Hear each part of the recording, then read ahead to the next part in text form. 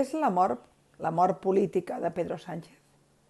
El que ha passat a Melilla és una tragèdia humanitària terrorífica. Ens ha eriçat la pell, ens ha deixat el cor glaçats, ens ha deixat preocupats, espantats, profundament tristos. Però sí, la tragèdia és indiscutible. Les declaracions del president de govern de Pedro Sánchez són tan miserables, tan deshumanitzades, que cal fer-se unes quantes preguntes. La primera és òbvia. En quin moment de la seva carrera política Pedro Sánchez s'ha deshumanitzat? Són unes declaracions tan brutals que ens les haguéssim pogut imaginar en boca d'algun líder de Vox i ens haguessin ferit igualment, però no ens haguessin sorprès. O amb la boca d'algun líder de la dreta dura, però és a l'inrevés. Pedro Sánchez semblava l'Abascal, dient que l'operatiu policial havia sortit bé, havia estat un èxit. Un èxit, desenes de morts de persones que lluitaven per tenir un futur millor i que han mort de la manera pitjor.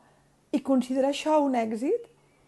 És evident que el tema de la migració il·legal és un tema molt complex, que no hi ha solucions fàcils, per bé que n'hi hagi que les tinguin de molt simples, però són totes fallides.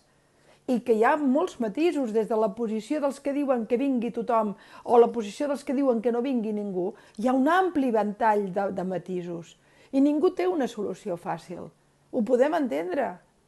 Però tu no pots dir que ha estat un èxit, quan és un èxit cimentat damunt de cadàvers.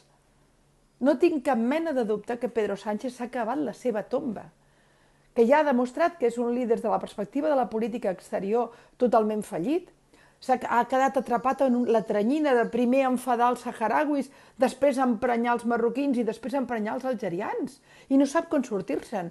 I està absolutament espantat de que el Marroc no faci tant i li enviï 100.000 persones cap aquí.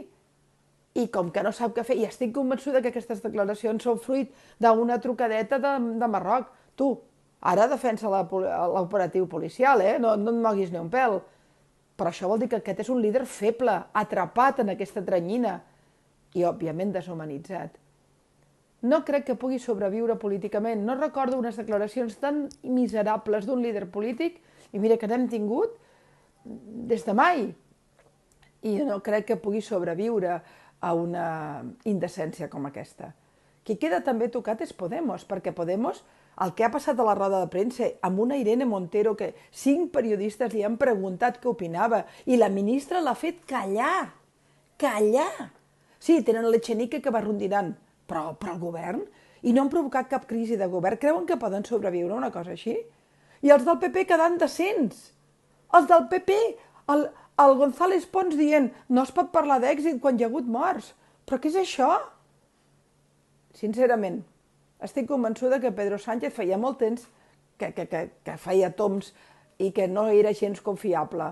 Però el que ha passat ara és tan greu que el deshumanitza completament. Crec, sincerament, que estem davant de l'inici de la seva tomba política.